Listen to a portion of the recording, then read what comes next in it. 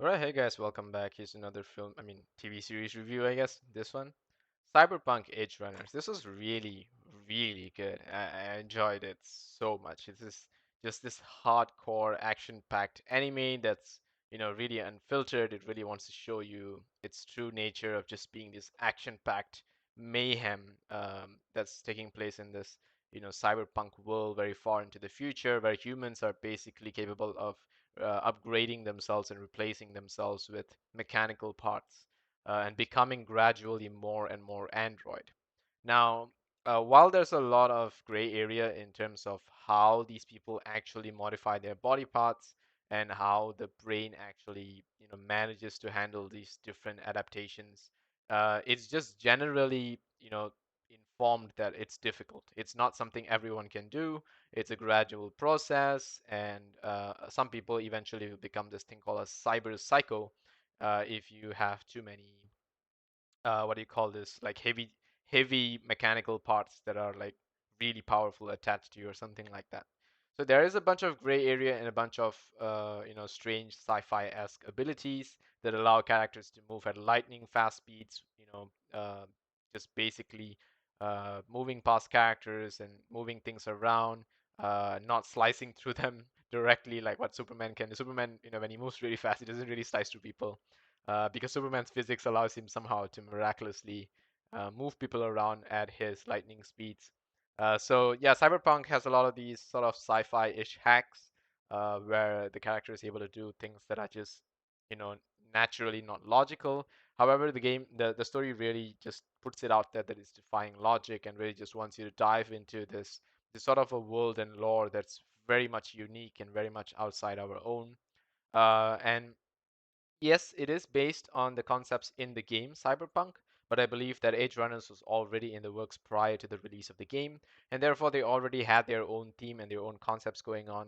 And yeah, this was very much a generic anime. I watched it in Japanese language with English subtitles, as one naturally would. There is also an English version, I believe, but I do like the voice acting of the Japanese characters naturally, and so I lean more towards that. I just feel that they're generally more expressive as well. So yeah, I really enjoyed that. As for the way the subtitles are being played out when characters communicate over devices and all that, really cool. Animations were amazing. The graphics and the quality and the colors are just like chef's kiss, right? This is just beauty in the works. The visual art style is gorgeous. Every shot feels like a wallpaper. All the characters seem really unique and likable, and really they can really go very bizarre with their art style, and the way they depict all these characters because they know they've brought you into this unbelievable sci-fi world where they have the freedom to sort of animate things and color things the way they like. Green hair, blue hair, whatever, because in their world it's all cyberpunk, it's all totally possible, and the freedom that they have given themselves by pulling you into this world allows them to really go all out, go nuts crazy, and I absolutely love it. It was really, really nice.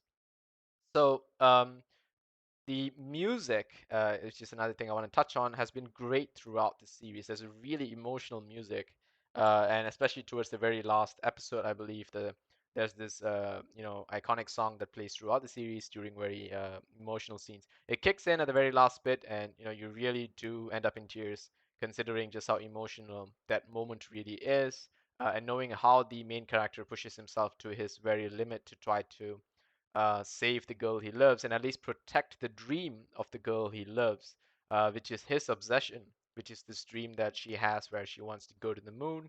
And so the main character actually remembers that, and he believes that even if he doesn't survive, he must protect the dream. And because he loves her so much, he wants to at least make her dream come true. Because he has always been the guy that has never really thought too much about himself. He's not the selfish kind of character.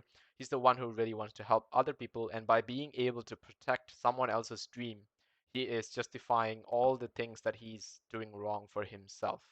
And so it's just such a beautiful story, and it really depicts true love in real life as well. How people are willing to make sacrifices of their own dreams in order to protect someone else's. And I guess the best example I can give is parents who sacrifice their own desires, them trying to be better versions of themselves, but ultimately failing to do so. And so they just do their best to at least protect what their child's or their partner's dream or whatever is, right?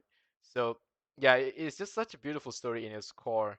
But generally, the dialogues and the screenplay and the characters just doing their own thing, I felt was a little bit weak just because there were a lot of moments where you have these nice romantic scenes and then all of a sudden you have the character interacting with the some of the other side characters. There was one or two good episodes where you can see the main character basically sitting down with who I believe is with David is sitting down with I think it's Ripper Doc, and he's like just talking to Ripper Doc, and it's such a cool moment where he's just having this conversation with him, talking to him about his day, and as they show how the character is developing, how he's not some kind of Mary Sue, he actually has to go through the difficulty of training himself, developing himself, upgrading himself.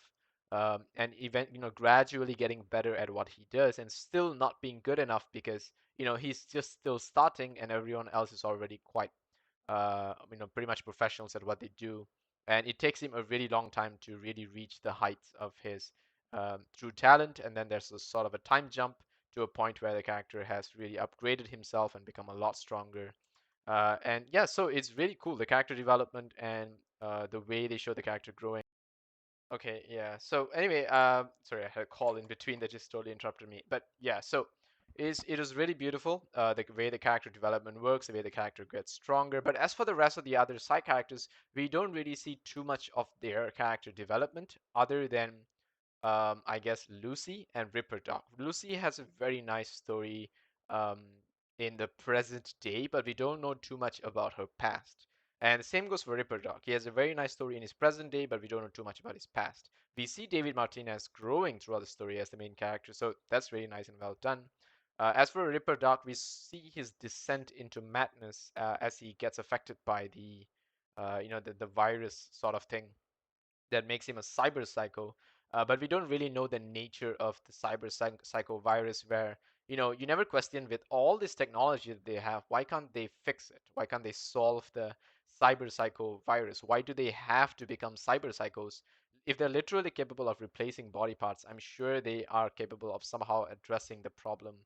Of becoming cyber psycho, since it's such a big thing that they're dealing with, right? It's a thing that you see in the very first episode, and it even causes the death of David's mother, and it carries on to the very end of the story where David himself becomes a cyber psycho. So you see it as a trend throughout the series, but you don't really see the characters coming up with a solution to that main problem, or rather the core of this kind of terrifying tale of becoming a cyber psycho. So you'd expect in such an advanced and technological civilization that someone finds a solution for it, but somehow that's never really addressed throughout the series. So yeah, that just seems really kind of odd for me. Other than that, as for some of the characters' motivations as to how they go about their work, them being these cyberpunks, where they basically, they hit jobs for a living, they steal money from places, they smuggle things, they get things that high-profile people want so that they can earn money from it. Down to its core, it's not really a story about people who are doing things just to make a living. Most of these people are just having too much fun stealing from other people, and somehow it feels not very justifiable because they don't really steal from people who don't deserve it or whatever. They really are just henchmen and hitmen, and it's really difficult to get behind these characters, and really like them and invest in them, considering they're all still very much criminals. Like for example, if you take Deadpool, right? Deadpool's an anti-hero. He doesn't really follow by the rules of a regular hero. However, Deadpool has certain morals which he follows. And you can say the same about maybe a villain like uh, Kingpin. Okay, Kingpin is also a villain, a great crime lord and whatever. Okay, maybe Kingpin's not the best example. He does some nasty shit too. But I think you get my point, right? You want a main character who's someone whose morals you can get behind at the end of the day. Like, sure, they do some questionable, you know, uh, uh, like decisions to achieve certain means, um, and to get certain work done or their target or whatever, but you can't really justify the means that they take when all of it is just filthy and wrong, right? And so the other thing that Cyberpunk seems to really, lean to is this sort of body modification and drug use and abuse that a lot of characters are just shown using throughout the story. They're all pumping themselves with drugs to feel better. They're modifying their bodies to become stronger versions of themselves. There's nothing really very much natural talent in the story, right? The only thing that's natural is the supernatural fact that this street kid, who's the main character, David Martinez, for some reason is able to adapt really quickly to his cybernetics. And I think that's the only thing that's truly sort of like hard earned. And that too is a talent, right? Because this guy is special. There's not really anything here where you can see people achieve because they're intelligent or because they're just better than someone else, more skillful. A lot of it really comes down to how they're modified, how much time they've spent in upgrading themselves and these sorts of things. It really feels like you're a deck builder of yourself. It's a cool concept on paper, but the idea that it sends is kind of difficult to get behind, at least for me. Although I'm not going to judge this based on the fact that I'm against the idea of body modification or whatever. That's not my point. My point is that using it for the means of the fact where they're just a bunch of robbers and kid murderers and whatsoever just seems even more difficult to get behind, at least from a story's perspective. And the story doesn't really send any interesting or uniquely good message. So the story relies very much on its heavy action, it's beautiful music, it's romance scenes, it's character building and narrative that keeps you gripped throughout the story. And I really enjoyed it. It was really great and all that. There are certain questionable decisions made by the characters throughout the series, like how quickly David can forgive Lucy, just because what she's hot or something. I think that seems to be the only justifiable reason. And Lucy too, as a character, is not the most likable female like protagonist, like best girl, I would say. She's not the most likable best girl, at least not for me. She seems really shady at most of the time and also not, and she does some pretty shady decisions. However, she sort of redeems herself when she comes to the point where she discovers some interesting information about David, where they are like there's some higher power at work that's actually carrying information that David is special and David is capable of using some advanced cybernetics, and so Lucy wants to protect him, and so she wipes out those cybernetics and kills this guy that they are using to investigate. So Lucy actually does something questionable in order to protect the main character, and so that's a nice thing, right? That's what I mean by a decision where it's a questionable decision, but it's done for the right reason, and therefore it sort of gives you the like at least lets you have that perspective to judge for yourself, to decide for yourself, and that's what makes a compelling character and an interesting story. But generally in a lot of other times, they're just killing people and robbing things and doing hits and whatever, and it just does not help me try to actually like and get behind this character. I wouldn't see myself in that scenario, being this kind of bunch of outlaws that just wants to make money. It's just not so easy. It's not even a Robin Hood kind of story, right? So yeah, but it is what it is. As for the world building, as I said, everything looks like a bloody gorgeous wallpaper. Really, everything in this story is just beautiful, really well told. There's a lot of the world and parts around it that's just you're given time to sort of absorb it. There are certain redundant side characters, I would say. They're just there just to fill in more roles, like some of these people around the main character. Uh, I think it's okay. It's not that important. They had a few characters that they really want to focus on, and so it is what it is in that sake. But towards the very end, there's a very nice closure. I feel that Cyberpunk unfortunately did not hit certain points for me. In the sense, as I said before, it's not really easy to get behind these characters, and the emotional weight that it carried is not as strong as a lot of other animes that I've seen. Because there are so many good animes out there. However, I do admit that I really felt bad for the character, and when the music played, the emotional scene kicked in. It really does, really like something that I could get behind, feeling emotional for and tearing up. But compared to a lot of other animes I've watched and been through, the emotional build up for this I felt was a little bit rushed, considering a lot of the time it is this heavy action sequence that you're just following, and then all of a sudden it's an emotional thing that's coming through. So yeah, it is what it is, and also characters like Ripper Dog make a lot of questionable decisions where they know they're gonna go cyber psycho and they let it happen anyway. David does the same thing. The cyber psycho thing seems to be the ultimate problem. If cyber psycho was not a problem, Ripper Dog would not have died.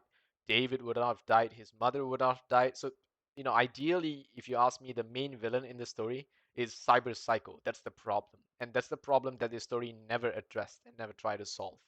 And so, for that fact, I can't really give it any interesting points for ideas and what's not. And originality it's not a completely new concept. This whole cyberpunk thing, it's been done over generations in so many other games and animations and films and whatever. But I really like to the level in which Cyberpunk took it, the body modifications and all that. It really isn't the greatest story in the world, but it's an amazing story and with such good character building. Primarily for the main character David, I think it's a really really good anime. Cyberpunk Edgerunners is an absolute must watch from me. I've rated it a 7 out of 10, which is definitely my standards of something that's rewatchable, but you must understand that 8, 9s, and 10s are reserved for just, straight up better films that win like hundreds of rewards or whatever. So while this is not a film that I would say is the best out there, it's definitely a really, really good film, series for this in this case. And I would definitely want multiple seasons of stories being told for uniquely new characters and perhaps a different aspect of cyberpunk, not really the parts where they are mercenaries and maybe something else more unique. Maybe they're police officers, maybe they're just a bunch of students trying to get through their day.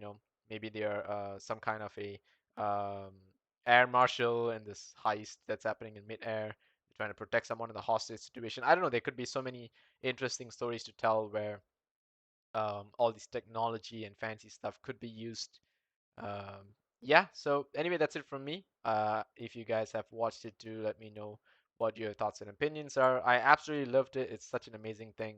I will be running with some of these wallpapers for a while, and the music is so good. I've been listening to it for the past few days, but I have to rate it for what it is, and I think it's a 7 out of 10. I noticed the 8.5 is the average rating, and that means I'm pretty close, and a lot of people did enjoy it. I really wanted to give this just an 8 or 9 straight away, but then I realized that there's just so many good animes out there that this doesn't give me a feeling that, oh, it's so unique and never done before. It doesn't really give me that. It's something that's sort of like, okay, predictable, expected. MC dies in the end. The best girl is given a second chance.